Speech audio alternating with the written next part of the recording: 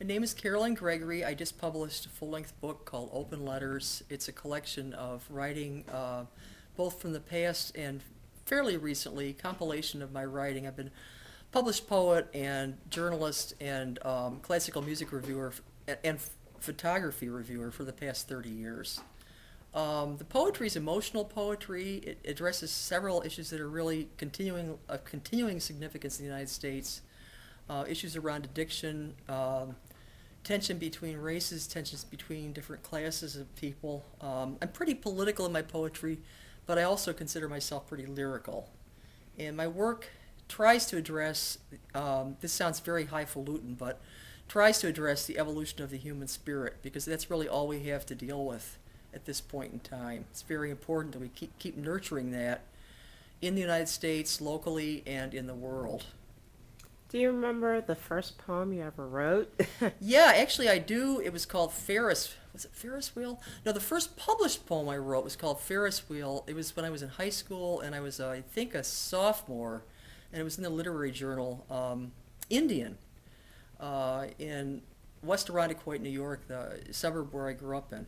I think it was about chaos, which is interesting because I'm still writing about chaos. Mm-hmm. But in a different level, since just there's more of it now than there was when I was 16. Also wrote my first poem that I wrote, period, that I can remember, was called Post Xmas. It was written about how the Christmas spirit starts vanishing as soon as the Christmas tree gets taken down, and how that should not be. How we should nurture, the spirit, the human spirit, and joy, kindness, and charity, all year round. And I guess I was a pretty serious teenager. Who is your favorite poet and why? I don't have a favorite poet. I like different poets for different reasons, and I kind of come and go with them depending upon how much I'm reading of them. I used to absolutely love Galway Kinnell many years ago, but I like a lot of his best work now, but I find some of his work sloppy. So we evolve in our tastes over time. I really like Mary Oliver an awful lot. She's actually coming to Boston pretty soon to do a reading in Brookline. I like her because she's genuine. She writes a lot about nature and spirit, beauty, and it's fairly plain speech. Her poems are poems that virtually anybody can understand. Then I like a lot of poets of the world, a number of whom are dead at this point. Pablo Neruda comes to mind as probably my single favorite poet ever. And what advice do you have for other poets who want to get published?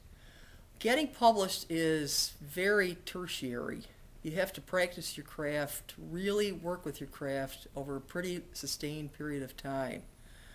Then you have to get out, you have to do readings, you have to share your poems with other poets, workshop them, get out and read in public.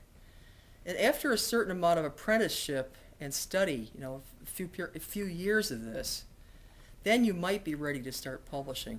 But too many people want the publicity and go out there and publish too soon. So I think it's very important to learn your craft. Learn it in school, learn it through workshops, and develop your art in a similar way to developing, being able to play the piano or something. If you don't do that first, it's not time to be publishing.